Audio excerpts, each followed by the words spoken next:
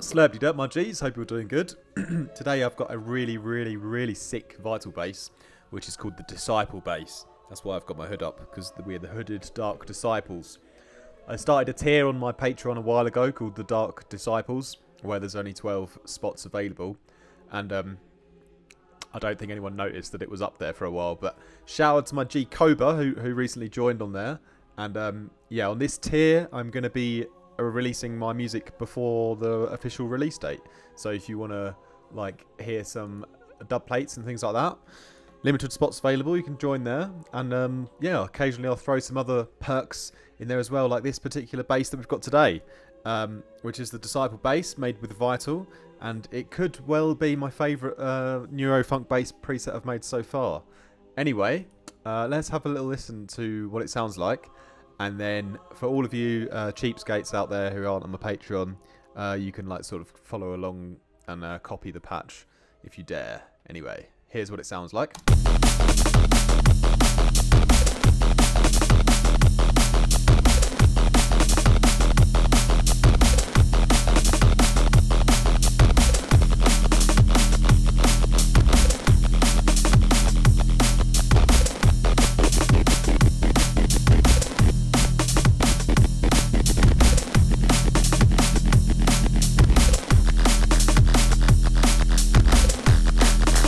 So yeah, getting a bit carried away there, but these two macros are really sick and really important, and they are the shift and the tony. So we can shape the tone of the sound and also change the groove and rhythm on it. So if we talk about the actual sound from the beginning, then if I turn these parameters sort of back, and we'll take off the unwanted dinner guest Michael Bay effects, and then we'll go into the voicing of the patch, which is again applying a little bit of a similar technique I did in the previous video.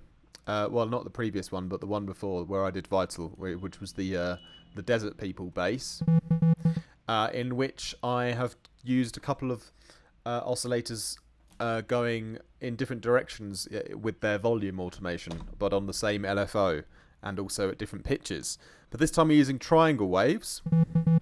So what we have for the whole modulation of the patch is really simple, because it's just one LFO, and the secondary LFO is just being the LFO sandwich. So it's just shifting the phase of LFO1, and that one here, we also can change the start position of this one that's changing the phase of LFO1 via the shift macro here. So that's what's enabling us to change the position of the groove. I'm going to keep it at this sort of galloping rhythm for now, because that's the kind of main, the main rhythm I had when I was designing the patch. So the first oscillator is a triangle, like I said, and we just got a little bit of detuning, and we're going to use some FM on this patch as well, but we'll get into that in a moment. But anyway, so just like I said before, just one modulation, LFO1. Saw down. It's a little bit curved, and it's got a little bit of a fade at the beginning, and it's at 1/4. Yeah, and you can see it's skipping around, obviously, because we've tracked the LFO2 already to the phase, and the LFO2 is on a triangle at 1/4. Okay, so that's happening, and then oscillator 2.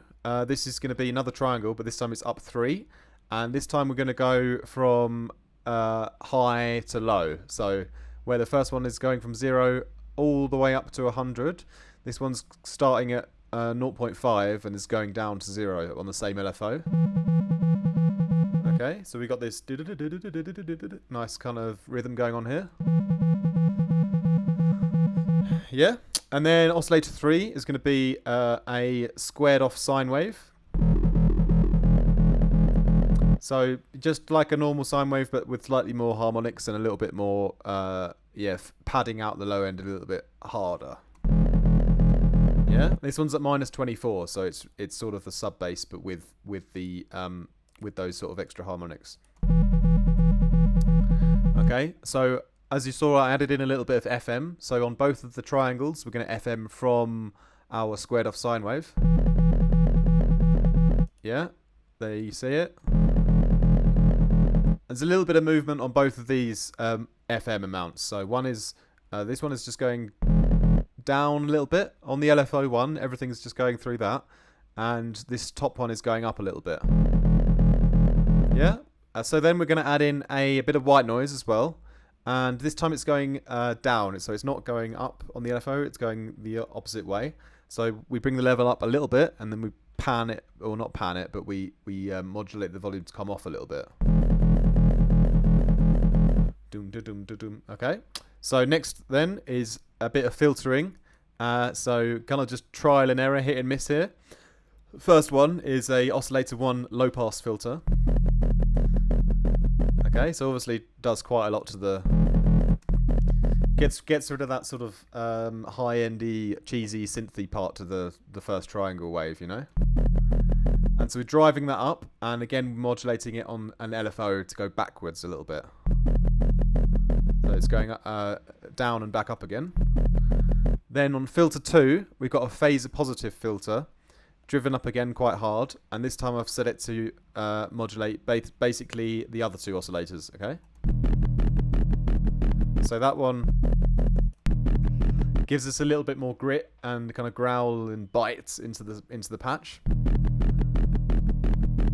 Yeah, so that's sounding pretty good. And then yeah, there was a tiny bit of detuning, as you see here, -5 and +11 on the triangles, just to make them slightly different from each other. And yeah, all the phase randomizations turned off, and yeah, that's basically it. The Tony is what we can change the shape of the tone of the sound with later, and you get some really nice tones out of that. And that's basically changing the filter position. I think on both filters. Yeah, so both filters just slightly, you know, moving them a little bit one way and the other, and then a little bit of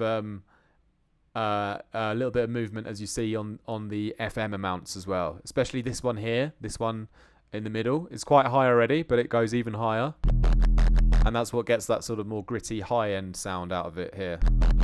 Because the FM is like, you know, the higher up the FM amount is, usually you get more higher harmonics.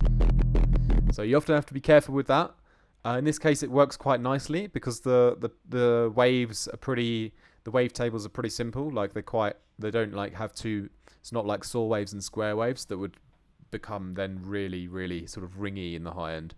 Because it's just triangles and squared off sines are still quite soft. So you can drive the FM up a bit higher than usual. Yeah, so that's basically the basics of that. And then, obviously, the sound will transform a lot in the effects, yeah? So, starting off with a nice bit of reverb that we can run through all of the distortion and everything. So, just mixed in 7%. So, you hear it very faintly without the effects, but you'll hear it more later. The low cut is set to about 850 here. So just not too much reverb in the low end. Then we've got the Jerry Seinfeld, and this one is actually just because of the way that the patch was designed and the kind of movement that was happening on it. I ended up having to modulate the LFO to go sort of backwards on a lot of the effects this time, you know, because of the way I designed it. So this drive is going, it's starting up higher. And then it's sort of going, turning off, you know, so it's going down and then back up again. So it's quite a subtle one. It's not super, super distorting at this point in time. But next then, we've got a chorus. And here again, the LFO is mixing it off, the effect. So the effect starts up high, and the LFO brings it back down to the left again. Yeah? So we start to obviously spread the sound, and yeah, we're preparing it for what the compressor's going to do next. Yeah, so we've got a nice sort of stereo spread sound. It's sort of still cohesive though. It's not like you can definitely discern the rhythm on it still, you know. It's got a really nice texture at this point. And so similarly, what I've done on the compressor here is I've used I'm going to call the OTT saturation mode, where you just turn the attack up to 100, the release down to 0, and then you're left with a really loud, saturated version of your patch, basically. And then so we just play with the mix on this. Then I never really bother tweaking the these settings here. I just kind of only do this. I'm pretty simple like that. So the mix, I turned it up a little bit, and then it's backing off again like the other effects are on the LFO. So starting up high and then going down low. And what this compressor is doing is, because of that saturation signal that it kind of creates, it really amplifies the details in the sound, particularly the high parts. So that you kind of hear the white noise and the little bits of drive that we have in the distortion on the filters, the little bits of FM where it kind of gives a little bit of bite to the sound, combined with the white noise. All these little details in the high end sort of really come to life at this point when we've added this here. Yeah, so it becomes from more of a hollow kind of mid-range bass to something with that extra bite on top. So really nice. Then we're shaping it a little bit more with a filter, and this is quite a subtle one. Okay, so I started with the mix up high, got the phaser positive on the go, and then we're modulating the cutoff just very, very slightly to the left, and then we're basically modulating the whole mix to turn it on and off as well. But I'm not doing it all the way at 100, as you saw. Just around 37 or so. It does shape the sound ever so slightly, maybe 5% or so, actually giving it a little bit more dynamic flair. So yeah, it was still important to use, even though it's quite subtle. Then with the EQ, as you see here, we've got just a simple kind of boost in the treble. I guess it's around, the low treble, so just over 1K. You see there's quite a hole in the sound in the spectrum, so that's why I've sort of boosted it up here.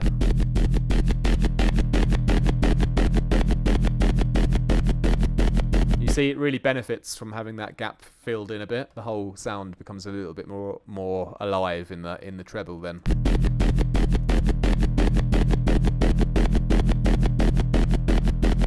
Yeah, so I enjoy that. Sometimes I like to modulate the gain on the EQ, but here it was missing quite a lot, so I just wanted to boost it up like for the entire duration of the bass, So then finishing off with a little bit of a flanger. And again, I've got the mix sort of turned up about 32%, and then we're backing the mix off with the LFO again. And it's not, I haven't really changed any of the settings. I've just kind of turned it on and left it how it was. The only thing I did change the settings of, one of the other effects I forgot to talk about was the chorus, and I basically just tweaked the depth and the delay, because that sort of defines where the voices are sitting in the stereo field, and so if you tweak those, you can get a slightly different tone out of the sound. So when you do it, I try to aim to get it a little bit tighter and a bit more cohesive, so you don't notice like a big overly chorused sound. It's more like a tight little addition in the width, And the depth helps with that as well. If you turn the depth down a little bit, it's going to bring it in to be a bit tighter here. Yeah, so that's basically the effects done, and yeah, that's pretty much everything that's going on with this bass. And then, like I kind of messed around with before, with the shift, for example, it's not actually changing the speed of the LFOs, it's just changing the phase position of the modulating LFO. So LFO2 is the modulating LFO, which is shifting the position of the first one. And so just by changing where that modulating LFO is starting, it really makes a big difference to the overall kind of groove. And you can find a spot which sort of lines up with your drums to create that really funky rhythm that you're after. So you could bounce out a few versions, do some sort of faster ones and some slower ones. Or perhaps just modulate, put a automation on it and play around and make a few different long files. And then I would sort of cut those up find the little best bits and then move those little guys around. And obviously the Tony on this one is really particularly amazing as well, because the way that the FM responded on this patch, even when it's run through all of those effects, was really pleasurable. So it actually goes, actually gets a really, really nice new tone to the sound, which still retains like all of that low end power and actually adds a bit more. So I really like that. So yeah, that's basically the Disciple bass today then. So I hope you guys enjoyed that. And like I said before, come along to Patreon and you can grab that. If you're feeling really cheeky and you want to become one of the 12 disciples, you can get it there. If not, you just want to support the channel, hop along just for €1 per month on Patreon and you'll get like a bunch of presets and videos and things just for that. There's already the last preset pack in case you guys missed it.